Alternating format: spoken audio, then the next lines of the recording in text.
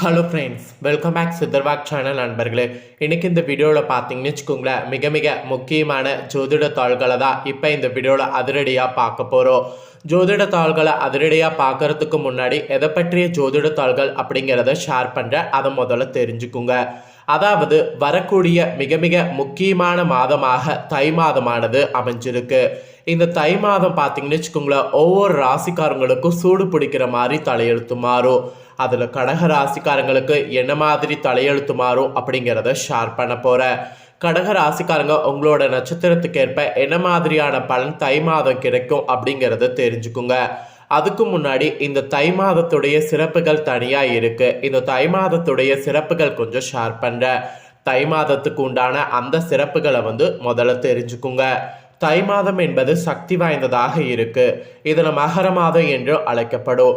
மகரத்திற்குள் சூரியன் நுழைவதே மகர மாதம் என்று சொல்லப்படும்.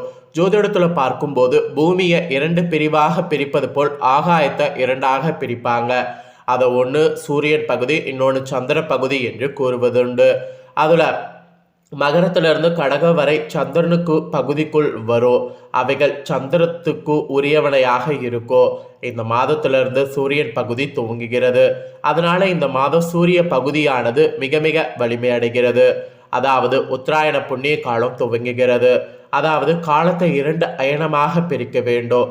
தாட்சாயணம் தெற்கு, உத்தராயணம் வடக்கு. அதனால இந்த காலம் எல்லா வகையிலும் சிறப்புடையதாக மாறுது. அது மட்டும் இல்லாமல் உத்திராட சிறந்த நட்சத்திரம் என்று சொல்லப்படும். உத்திராடத்தில் பிள்ளையோ ஊர் எல்லையில் கொள்ளையோ என்பது பழமொழி. அதாவது உத்திராடத்தில் பிள்ளை பிறந்தால் உடனடியாக அவருக்கு அருகிலேயே நிலம், வீடு அல்லது விளைநிலம் வாங்கக்கூடிய யோகம் உண்டாகும். எனவே உத்திராடத்தின் ராசியான மகரத்தில் சூரியன் நுழைவது வெகு சிறப்பான ஒன்றாக சொல்லப்படுது. அந்த நேரத்தில் தான் பல விண்மீன்கள் சூரியனையும் சந்திரனையும் சூழ்ந்திருக்கும். மலையாளத்தில் சேர நாட்டில் எடுத்துக்கொண்டால் இதனை மகர ஜோதி என்று அழைக்கப்படும். ஆனால் விளக்கேற்றி ஜோதி என்று காண்பிப்பது ஒரு அடையாளமே. ஆனால் இயற்கையாகவே இருப்பதை அறிவிப்பதற்காகவே அவ்வாறு செய்யப்படுது. மேலும் மகர மாதத்திற்குள் உத்தராயண புண்ணிய காலம் துவங்கக்கூடிய முதல் நாள் அன்று தை பொங்கலாக இருக்கும். சூரியனுக்கும் இயக்கம் இருக்கு. அது தன்னைத்தானே சுற்றி கொள்ளும். ஆன்மீகத்தில் சிவனுக்கு இணையான சூரியனை ஒப்பிடுவாங்க. சிவன் தனக்குத்தானே கட்டுப்பாடுகள் வைத்து கொள்வாரு. அவருக்கு மேலே யாரும் கிடையாது. அதே போலதான் சூரியனும். எதையும் சுற்ற வேண்டாம், மற்ற கோள்கள் தான் சூரியனை சுற்றுகிறது. எனவே இவ்வளவு சிறப்பு பெற்ற தையே தமிழர்களுடைய முதல் மாதமாக சங்க காலங்களில் போற்றி கொண்டாடப்பட்டிருக்கிறது என்றால் குறிப்பிடப்படாத ஒரு உண்மை. சித்திர பிறந்தால் வழி பிறக்கும் போன்ற ஏதாவது பழமொழி உண்டா? இல்லையே. ஆனால் தை பிறந்தால் வழி பிறக்கு என்பது தான் பழமொழி. எல்லாமே தையில தான் துவங்கும். தை பிறக்கட்டும் ஜாதகத்தை எடுக்கலாம் என்பாங்க. தை மாதத்தில் திருமண நிச்சயம் செய்வாங்க. வேளாண் துறையில் தை தான் முதல் மாதம். நெல், சோளம் எல்லாமே மார்கழியில் அறுவடை முடிந்து தை முதல் நாளில் புதிய நெல் புதுப்பானை வைத்து கொண்டாடுவது தை பொங்கல். பங்குனி மாதத்தில் எந்த அறுவடையும் செய்வதில்லை. மாற்று பெயர்கள் வேண்டுமானால் செய்யப்படலாம். ஆனால் தையில தான் எல்லா அறுவடைகளும் முடிந்து அடுத்த காலத்தை துவங்குகிறது. அதே போல் ராஜராஜ சோழன் காலத்தில் இந்த மாதத்தில் தான் பல பரிகாரங்களை செய்திருக்கிறாங்க. பல நல்ல திட்டங்கள் இந்த மாதத்தில் தான் துவங்கி இருக்கிறாங்க. நெற்களச்சியிலிருந்து பழைய நெல்களை எல்லாம் கொடுத்து விட்டு அல்லது விற்றுவிட்டு புதிய நெல்களை கொள்முதல் செய்து கொள்வது இதில் தான். நெற்களஞ்சியத்தில் இருக்கக்கூடிய தானியங்கள் மக்களுக்கு தான தர்மம் செய்து விடுவதும் இந்த மாதம் தான். தான தர்மங்கள் செய்வதற்கு உகந்த மாதமாக தை மாதமானது விளங்குகிறது. இதை எல்லாம் அடிப்படையாக வைத்து பார்த்தால் தமிழர்களுடைய புத்தாண்டு தை மாதம் என்று சொன்னால் அது மிகையாகாத ஒரு உண்மை.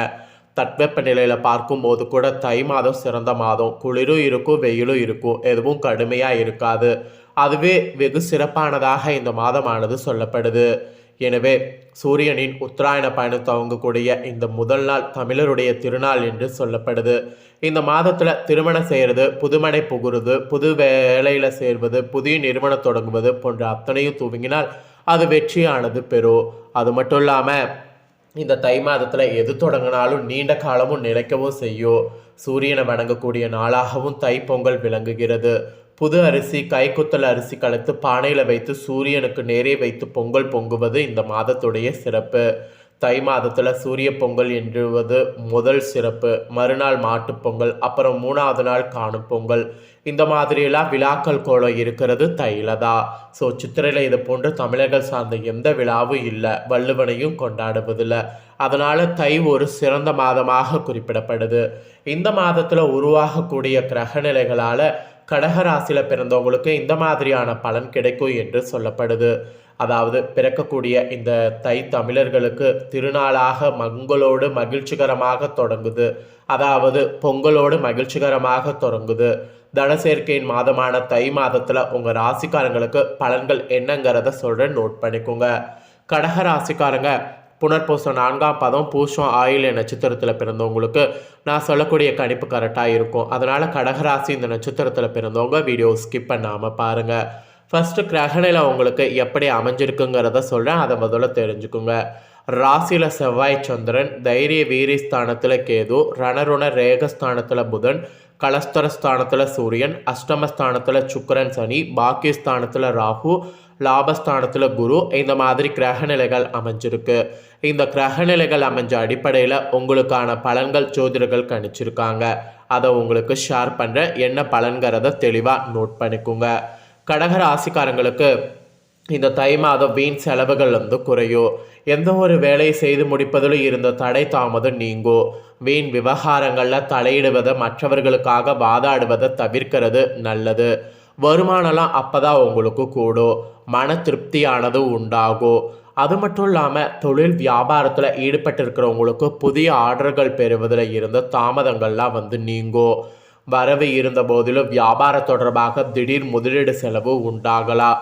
அதனால் அதை மட்டும் கொஞ்சம் பார்த்து ஹேண்டில் பண்ணுங்க என்று சொல்லப்பட்டிருக்கு. அப்புறம் உத்தியோகத்தில் இருக்கிறவங்களுக்கு மிகவும் கவனத்தோடு இருக்கிறது நல்லது. மேலத்தோடு கனிவை அனுசரிப்பது நல்லது.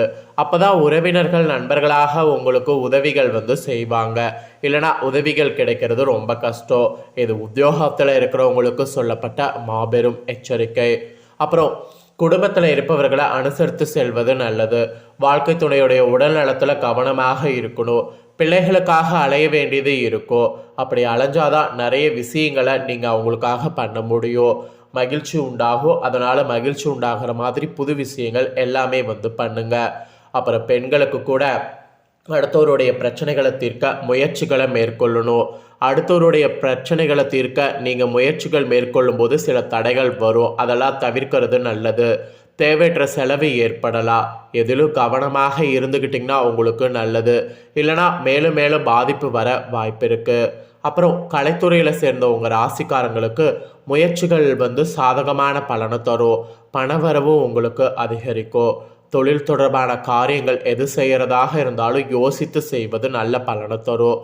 அப்புறம் வீண் கவலை ஏற்பட்டு நீங்கும். பணவரவும் உங்களுக்கு திருப்தி தரும். புத்தி சாதுரியத்தால் எல்லாவற்றையும் சமாளித்து வெற்றியானது காண்பீங்க. ஸோ வெற்றி காண்பதற்கு உரிய மாதமாக இந்த மாதம் உங்களுக்கு அமைஞ்சிருக்கு. அப்புறம் அரசியல் துறையில் இருக்கிறவங்களுக்கு மேலிடம் நீங்கள் சொல்வதை கேட்டு நடக்கவில்லையே என்ற எண்ணம் ஏற்பட்டு நீங்கும். வழக்குகளில் சாதகமான நிலை காணப்படும். நீங்கள் மற்றவர்களுக்கு உதவிக்கரம் நீட்டுவதில் தயங்காமல் இருக்கணும். பேச்சு திறமையானது அதிகரிக்கும். அது மட்டும் இல்லாமல் மாணவர்கள் கூட ஆசிரியர்களுடைய உதவியோடு பாடங்களை சந்தேகம் நீங்கி தெளிவாக படிக்கிறது நல்லது. அப்போ தான் மனதில் உற்சாகமும் உண்டாகும், நல்ல மதிப்பெண்ணும் பெற முடியும். அதனால் மாணவர்கள் உங்களுக்கு இருக்கக்கூடிய சந்தேகங்களை உடனே கேட்டு உடனே எல்லாமே கிளியர் பண்ணிக்குங்க. ஸோ இந்த மாதிரியான சிறப்பு பலன்கள் உங்கள் ராசிக்கு கிடைக்கும் என்று குறிப்பிடப்பட்டிருக்கு. ஸோ கடகராசிக்காரங்க புனர்பூசம் பூசம் ஆயில்ய நட்சத்திரத்தில் பிறந்தவங்களுக்கு நான் சொல்லக்கூடிய இந்த கணிப்பு கரெக்டாக இருக்கும். அதனால் கடகராசி இந்த நட்சத்திரத்தில் பிறந்தவங்க வீடியோ ஸ்கிப் பண்ணாமல் பாருங்கள். உங்கள் ராசிக்கு என்ன பலன் கிடைக்கும் அப்படிங்கிறத நீங்கள் தெரிஞ்சிருப்பீங்கள்ல. தெரிஞ்சதுக்கேற்ப நடந்துக்குங்க. நீங்கள் தெரிஞ்சு பயனடைகிறது போல் உங்கள் ஃப்ரெண்ட்ஸ் ஃபேமிலியில் இருக்கிறவங்களும் தெரிஞ்சு பயனடையணும்னு நினச்சிங்கன்னா வீடியோ லைக் பண்ணி ஷேர் பண்ணுங்கள். ஏன்னா இந்த வீடியோ உங்கள் ஃப்ரெண்ட்ஸ் ஃபேமிலியில் இருக்கிறவங்களும் பார்க்கட்டும். அவங்களும் அவங்களோட ராசி கடக ராசியாக இருந்ததுன்னா இந்த முக்கியமான தாள்களை தெரிஞ்சுக்கிட்டோம். ஸோ தெரிஞ்சு இதற்கேற்ப நடந்து பலனடையட்டும். ஸோ கண்டிப்பாக இந்த வீடியோ லைக் பண்ணி ஷேர் பண்ணுங்கள். உங்கள் ஃப்ரெண்ட்ஸ் ஃபேமிலியில் இருக்கிறவங்களும் உங்களை போல் கடக ராசிக்காரங்களாக இருந்தாங்கன்னா இந்த வீடியோ பார்த்து பயனடையட்டும். நெக்ஸ்ட்டு இதே போல் சுவாரஸ்யமாக வேறொரு புதிய அப்டேட்டர்களோட நிறைய வீடியோ போடப்படும். அதை எல்லாத்தையுமே தெரிஞ்சுக்கொள்ள நம்ம சேனலை சப்ஸ்கிரைப் பண்ணாமல் ஃபஸ்ட் டைம் பார்க்குறவங்க சப்ஸ்கிரைப் பண்ணி பெல் பண்ண ப்ரெஸ் பண்ணி பாருங்கள். அதை நீங்கள் பண்ணிட்டீங்கன்னா இனி நான் போகிற மற்ற அப்டேட்டான எல்லா வீடியோஸும் உடனுக்குடனே தெரிந்து கொள்ளலாம். ஸோ சப்ஸ்கிரைப் பண்ணி பெல் பண்ண ப்ரெஸ் பண்ணிடுங்க. நெக்ஸ்ட்டு இதே போல் சுவாரஸ்யமாக வேறொரு புதிய அப்டேட்டான தாள்களோடு மீண்டும் இன்னொரு புதிய வீடியோவில் வந்து உங்களை சந்திக்கிறேன்.